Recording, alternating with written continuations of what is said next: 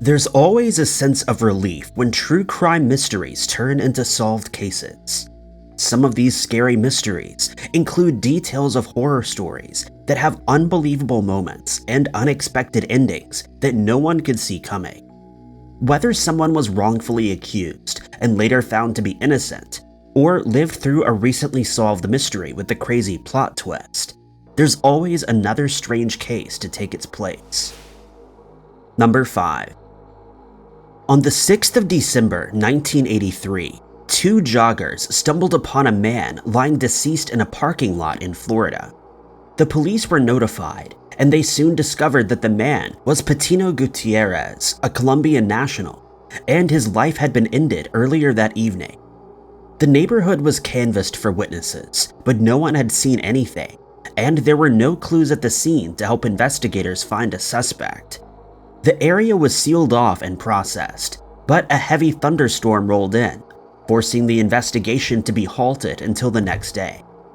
When they returned, they were surprised by an unbelievable moment when they found a plastic bag taped to the back of a no dumping sign. And inside, they discovered a cryptic note that read, quote, "Once you're back on the track, you'll travel in night. So prepare your old self for a terrible fright. Now the motive is clear and the victim is too. You've got all the answers, just follow the clues." Photos of the crime scene were checked, and it was found that the note had been there the previous night, but it had gone undetected by investigators. Soon after, another note was found taped to the back of a speed limit sign. This note read, quote, "Yes, Matthew is dead, but his body not felt. Those brains were not Matt's because his body did melt. For Billy threw Matt in some hot boiling oil to confuse the police for the mystery they did toil." Police asked the public to help with the riddles, but the case would soon be solved when the letter's author came forward to confess that he had left the notes there. In an unexpected ending to the case, it was found that the leader of a local Christian youth group had written the clues for a Halloween-themed treasure hunt involving 4 local churches. As it was expected to rain that night, the clues were placed in plastic bags. But when the rain was heavier than expected, the hunt was abandoned. It would ultimately be found that Gutierrez's life had been ended by rival gang members. Number 4.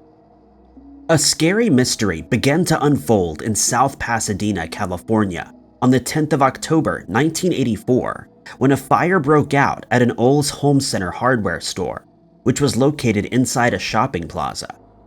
In the aftermath of the fire, the store was completely gutted, and 4 people tragically lost their lives. The following day, arson investigators attended the scene to try and find out what had caused the fire. And after concluding their investigation, it was ruled that it was due to an electrical fault. However, John Orr, fire captain and arson investigator with the Glendale Fire Department, disagreed, and he insisted that the fire had been set by an arsonist. Upon further investigation, it was found that the fire had started in polyurethane products that were highly flammable, and that it was indeed arson. Then, 3 years later in 1987, arson investigators from California were attending a convention in Fresno, during which a series of fires broke out in Bakersfield. These fires were quickly deemed to be the work of an arsonist, and the only clue left behind was a single fingerprint that was on a piece of notebook paper. There was no match for the fingerprint, but Captain Marvin Casey from the Bakersfield Fire Department started to suspect that the culprit could be an arson investigator from the Los Angeles area. In 1989, another series of fires were set in California, again while a conference was being attended by arson investigators in Pacific Grove. The list of attendees from the Fresno conference was compared to those attending the Pacific Grove conference, and a short list of 10 suspects was created. But when none of the 10 suspects were matched to the fingerprints found in Bakersfield, they were all cleared of suspicion. When more fires started in California in 1990 and 91, improved fingerprint technology matched the fingerprint to Orr's left ring finger. He was investigated and kept under surveillance for the next few months, and after he was found to be present when a suspicious fire broke out, he was arrested. He was ultimately ordered to serve 4 concurrent life sentences, with an additional 21 years added on. Number 3. The unbelievable true crime story of Clyde Thompson began when he was out hunting with 2 brothers near Cisco in Texas in 1928. While out in the woods, they came across another set of brothers who were unknown to him, but disliked by his 2 friends. An altercation broke out, and Thompson ended up in the fray, ultimately ending the lives of 2 brothers. The 3 then returned to their home, vowing to never tell anyone of the incident.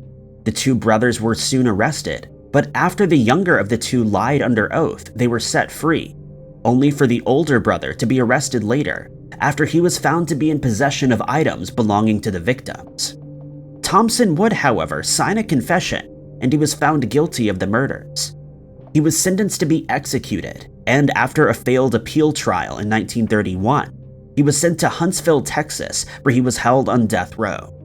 Here he awaited his fate, but just hours before he was scheduled to be executed, Texas Governor Ross Sterling commuted his sentence to life in prison, and Thompson's life was spared. This was due to the fact that his older hunting companion had only been sentenced to 10 years in prison, and the belief that Thompson may have had a mental deficiency. He was sent to the Retrieve Prison Farm in Brazoria County in 1931, but the following year, he took part in a failed escape attempt. In 1936, he was transferred to Little Alcatraz, located at Eastham Farm in Texas, where he once again attempted to escape along with other inmates, one of which was the husband of the notorious Bonnie Parker. After he was falsely accused of ending the life of a fellow inmate, he became known as the meanest man in Texas, and he was moved to an old morgue that contained only concrete slabs to sleep on. Then in December of 1946, Thompson received a Christmas card from a woman named Julia Perryman, and the 2 became friends. They eventually decided to get married, and after his release in 1955, they did just that. Thompson would go on to work as a minister from 1957 to 1970, and for 7 years following that, he ran the Prisoners Aid Center in Huntsville, Texas, after completely turning his life around. Number 2. On the 5th of November, 1983, a true crime mystery unfolded when Dr. A.R. Ebrahim contacted the police to tell them that his friend, Isidore Roseman's jewelry store, had been ransacked. Upon arrival at the scene, investigators found Roseman deceased and ascertained that he had been attacked with a firearm. They immediately started to look for suspects and canvassed the neighborhood to find any witnesses. Glenn Ford, Roseman's gardener, was identified as having been near the store at the time of the incident, and witnesses described seeing him with the company of 2 men, Jake and Henry Robinson.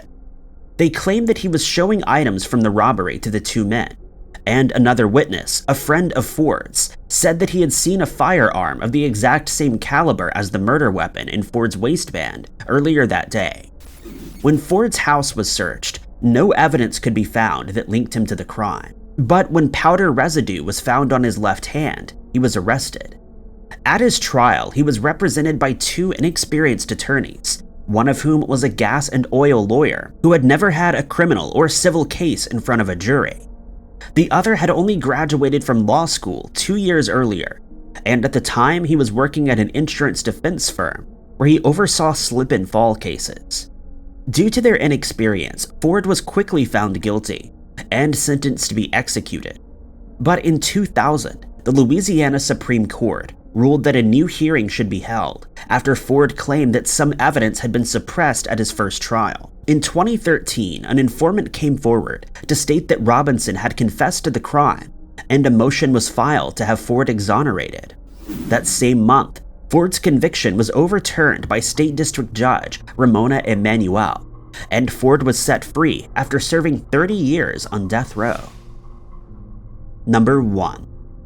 The unbelievable case of Christian Gerhartsreiter began in 1996 when he married a successful businesswoman named Sandra Boss. But unbeknownst to Sandra, she had married someone who was living a double life. Christian claimed to be Clark Rockefeller, a descendant of the well-known Rockefeller family. though he had no access to the family's riches. He also never had a steady job and worked as a freelance banker, claiming that he was attempting to solve third world debt. But he continued to live a lavish lifestyle, using Sandra's income to buy expensive pieces of art, antique vehicles, and bespoke suits. And as time went by, Sandra started to suspect that her husband wasn't who he claimed to be.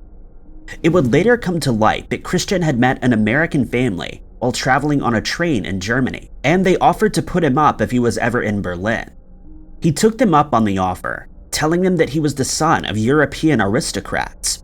He refused to do any work around the house and gave the impression that it was beneath him to be living there, and so he was soon kicked out.